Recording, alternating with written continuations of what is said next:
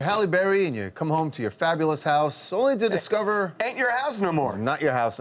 It's just... This is mind-boggling. That's a good word. So, mind-boggling how she this could literally, happen. there's a guy who tried to steal Halle Berry's house.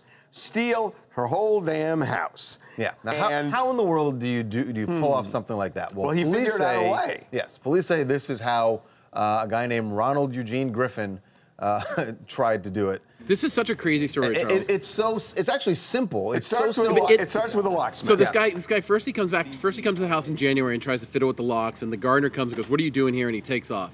He comes back later, like a month later, and he comes back with the locksmith, and they start working on the outside locks, and they get one of the locks changed, and someone from the house who works there goes, "Hey, what are you doing?" He goes, "Oh, I'm the new owner of the house. I have the deed here."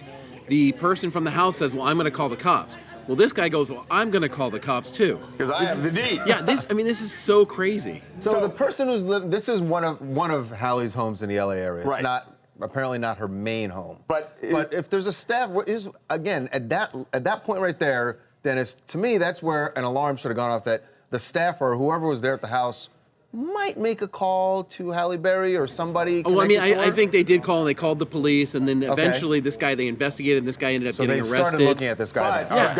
But the guy actually forged a deed. Right, forged a deed, and this is more common than you believe now. There's a whole division that deals just with this. People are doing this. They'll steal the whole house. They'll go and change the deed. And one of the problems with this is, if you think about it, and this has been a big thing in California, and I know a lot of other states, where elderly people especially, they get taken advantage of, and it's done in various ways where they, a roofer will come and say, "Hey, you know what, sign this contract and we'll put a new roof on," and they end up foreclosing. But this is way more bold. I mean, it's shocking. I'm to steal But if a whole somebody house. doesn't have a staff to fight back, get out, it's my house now. Right. Yeah, I mean, if it's a rental house or something, you go there, like, no, and then you gotta through the process of evicting them and getting them out legally, and they could be there for a while. So remember, Halle Berry has had issues with, intruders in her home. I don't know if you remember, but, 4 or 5 years ago, she literally came back to her house, got in the kitchen, looked out the glass window in the kitchen, and there's a guy facing her on her property, staring at her, who was trying to get inside the house.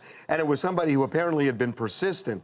So she's had these problems before. Right. But apparently the guy didn't know it was Halle Berry's house. No, I mean, this house is under a trust, so we had no idea. It's just random, luck that it was Halle's, or unlucky for Halle. Bad luck for him also, because... you got arrested. I'm Ariel Jones from Atlanta, Georgia.